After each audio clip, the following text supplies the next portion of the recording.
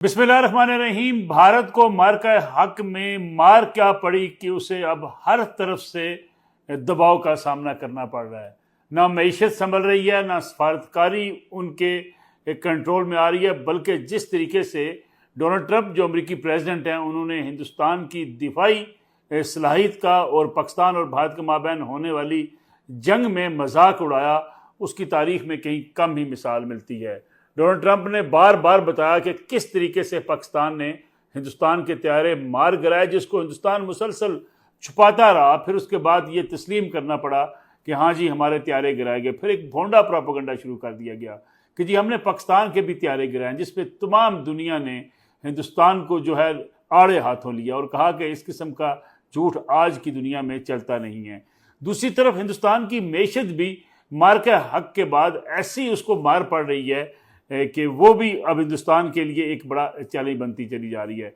दूसरी तरफ अल्लाह का शुक्र कि पाकिस्तान ने इस जंग में भी कामयाबी हासिल की और इस कामयाबी के बाद से अगर देखा जाए मई 2025 से लेके आज के दिन तक पाकिस्तान में सरमायाकारी जो है वो मुसलसल उसमें इजाफा हुआ है। सरमायाकारों का एतमाद बहाल हुआ है और पाकिस्तान की स्टॉक मार्केट आज 1,50,591 पर पहुंची हुई है, जबकि हिंदुस्तान की जो स्टॉक मार्केट है सेंसेक्स वो इस वक्त 81,850 के ऊपर पहुंची है। और अगर देखा जाए तो इस जंग के बाद जिसको पाकिस्तान ने अपने ऊपर हमले के बाद एक भरपूर जवाब देने का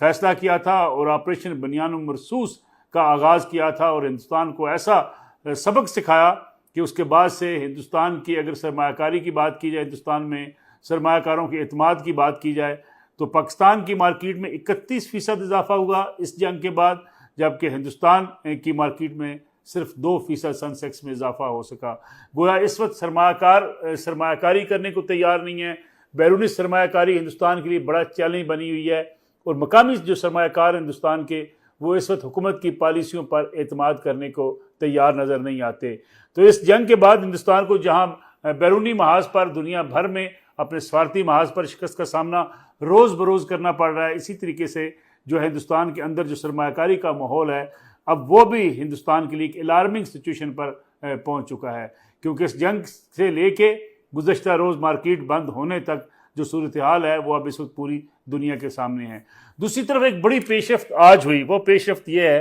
कि पाकिस्तान के army chief field marshal Syed Asim Munir से मुलाकात हुई है चीनी वज़ीर ख़ारजा की, जिसमें चीनी वज़ीर ख़ारजा ने एक बड़ा अहम पैगाम दिया है। वह अहम पैगाम क्या है? उन्होंने एक तो पाकिस्तान के आलमी इश्यूज़ पर जो किरदार है उसको बड़ा अप्रिशिएट किया है। दूसरा ये कहा है कि अफवाज पाकिस्तान कौमी इस्तेहकाम और पाक भारत चीन तल्लुकात और पाकिस्तान और चीन के माबैन जो इस वक्त रिलेशनशिप है उसकी एक मजबूत ज़मानत तस्वर की जाती है और कौमी सलामती के हवाले से उन्होंने अप्रिशिएट किया अफवाज पाकिस्तान के किरदार को, साथ ही आर्मी चीफ के किरदार को भी उन्होंने बड़ा जो है वो सराहा है। दूसरी तरफ army chief field marshal Syed Asim Munir ने इस मुलाकात में चीन का शुक्रिया भी अदा किया, चीन की लीडरशिप का शुक्रिया अदा किया कि हर मुश्किल वक्त में चीन पाकिस्तान के साथ हमेशा खड़ा रहा है और इसे पाकिस्तान और चीन के माबैन जो ताल्लुकात हैं इसे आइनी जो है वो रिलेशनशिप, आइनी दोस्ती का नाम दिया गया है, गोया लोहे की तरह मजबूत दोस्ती।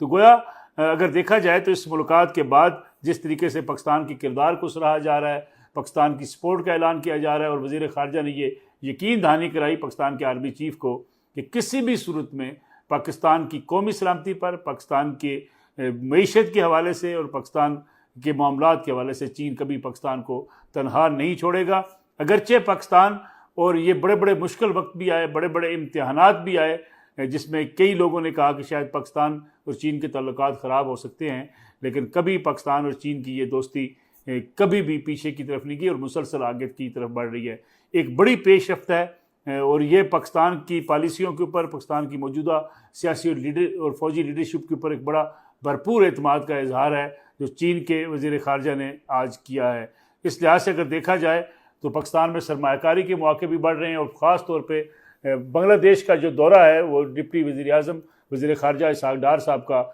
उसके भी दूरस्थ नताइज निकलेंगे। बांग्लादेश और पाकिस्तान करीब आ चुके हैं, मुफाहमती यादाश्तों पर दस्तखत हुए हैं। वो कह रहे हैं एक ऐसे कॉरिडोर का आगाज़ होने वाला है जो दोनों ममालिक की मईशत के हवाले से बड़ा ही सूदमंद साबित होगा।